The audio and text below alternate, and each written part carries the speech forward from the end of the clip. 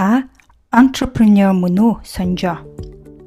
Өнөөдөр би Shark Tank номон дээр гарсан та entrepreneur мөн үү сонжоог хуваалцахыг хүслээ. Америкт өдөр болгон оюутнаас авахуулаад гэртээ хүүхдээ харж буй ээж, өндөр настан гэдэл их олон янзын хүмүүс entrepreneur болж байдаг. Нийт өдөрт 2356 entrepreneur шинээр төрдөг ба жилдээ 500,000 бизнес шинээр үүсч байдаг гэж энэ номон дээр бичсэн байсан. Эдгээр бизнесийн аль нь хөл дээрээ тогтож, аль нь нурахыг зөвхөн цаг хугацаа л харуулна. Гэвч их олон хүмүүс бизнес нурж байгаагаа бизнес муу байгаатай холбож үздэг. Үнэн хэрэг дээрээ муу бизнес гэж байдаггүй, харин тэр бизнесийг авч яваа хүн нь муу байдаг гэдгийг тэр болгон мэддэггүй. Харин entrepreneur хүнд бизнес хийх ур чадвар байхгүй, entrepreneur mindset байхгүй бол бизнесээ авч явж чадахгүй нураана. Тиймээс entrepreneur mindsetтэй байх нь маш чухал. Танд entrepreneur mindset байна уу? Доорх сонжоог хийгээд үзээрэй.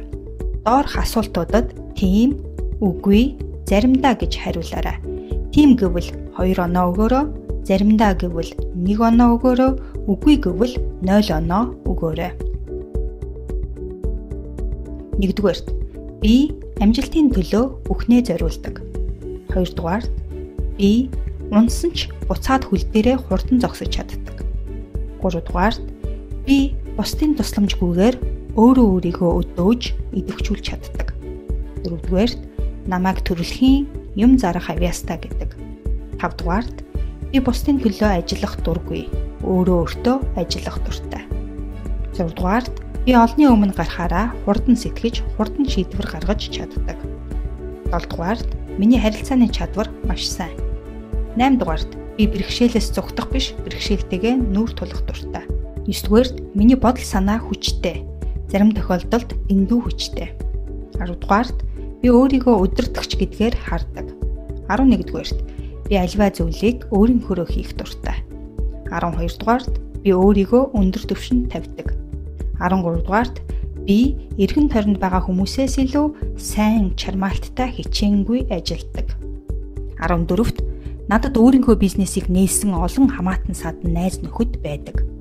15-т зөв эсхийг нь мэдэхгүй ч би шийдвэр гаргахдаа сайн. 16-дугаарт хүмүүс намайг тууштай, мундаг гэдэг. 17-дугаарт би эрсдлээс зүгтахаас илүү эрсдэл хийх дуртай. 18-дугаарт би шинийг санаачлах дуртай.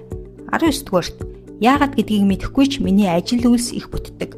20-дугаарт би санаанд орсон юмаа хийж байж санаа амардаг. За тэгээд өгсөн оноонуудаа одоо нэмээрэй. Бүгдийг нэмж үзээд 40-с 30 оноо гарсан бол та төрөлхийн entrepreneur хүн байна. Хэрвээ та бусдын төлөө одоо болтол ажиллаж байгаа бол яагаад одоо болтол ажилласаар байна вэ? Одоо өөрийнхөө төлөө ажиллах цаг болсон. Өөрийнхөө бизнесийг нээх цаг болсон. 30-аас 21 оноо авсан бол танд entrepreneur болох потенциал байна. Магадгүй та бэрхшээлтэй учрахаас айгаад бэрхшээл багтаагаар нь амраа бодоод бусдын төлөө ажиллаж байж болох юм. Ямар ч л байсан entrepreneur болох талаар бодоод үзэхэд илүүдэхгүй байхаа. 21-с доош оноо авсан бол entrepreneur болоход та бэрхшээлтэй учирч магадгүй. Бизнес нээх нь үнэхээр таны хүссэн зүйл мөн үү гэдгийг сайн тунгааж бодоорой. Entrepreneur болохын тулд заавал entrepreneur байх албагүй гэдгийг бас санахад илүүдэхгүй бизээ. Таны дүн ямар гарсан бэ? Та төрөлхийн entrepreneur хүн байна уу?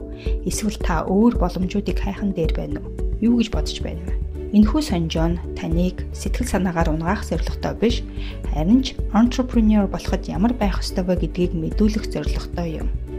Зарим төрөлхийн entrepreneur хүмүүс ч гэсэн бизнес бүтээх дээрээ тулахдаа бүтлгүүддэг тохиолдол зөндөө байдаг. Хамгийн гол нь амжилтынхаа төлөө бүхнээ зориулж чадаж байна уу гэдгээс л бүх зүйл хамаарна. Хэрвээ та амжилтынхаа төлөө бүхнээ зориулж чадаж байгаа бол та ч гэсэн entrepreneur болж чадна. Хүс, хий, хөр. Зөвхөн таны өөрийн хүсэл эрмэлзэл таныг амжилтанд хүргэнэ. Хэрвээ танд энэхүү бичлэг таалагдсан бол entrepreneur болох хүсэлтэй найз нөхдөдөө дамжуулж тус үргээрээ мөн иймэрхүү бичлэгүүдийг цаг тухайн үед нь email хаягаараа хүлээж авах хүсэлтэй бол uka.com руу ороод миний захин мэдээлэл бүртгүүлээрэй, мөн миний YouTube сувагт бүртгүүлээрэй.